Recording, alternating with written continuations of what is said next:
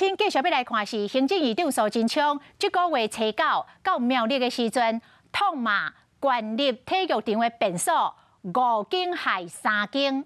伊讲哦，创一个便所是爱偌济钱？这个院长质疑这个钱到底开去倒位？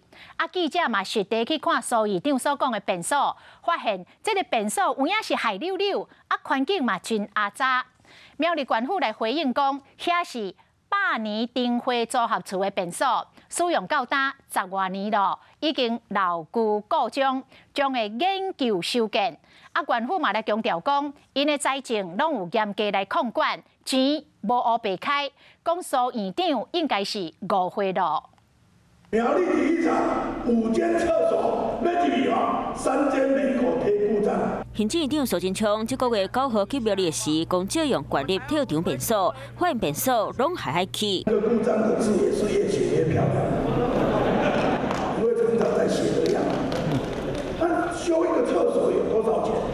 记者来到现场看苏贞昌讲的便所，若大故障，涂骹太路逼开，狗遐扫来扫去，阁有无扫清气的叶啊，水槽嘛真垃圾，流倒的感氧气嘛拢海去。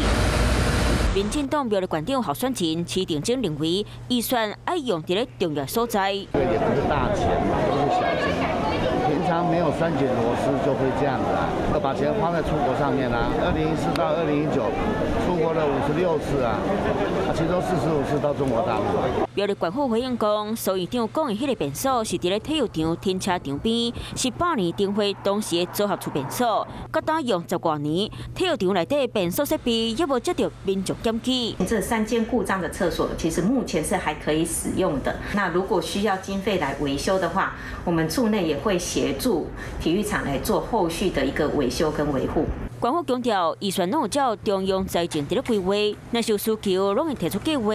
2006年开始，县库单年拢有存10几亿，未乌白开预算。认为苏院长应该是。Hello， 大家好，我是乃瑜，要教给大家2个任务。第一个，华视新闻的脸书专页，你按赞了吗？还有华视新闻的 YouTube 频道，赶紧订阅起来，还要记得按赞，开启小铃铛哦。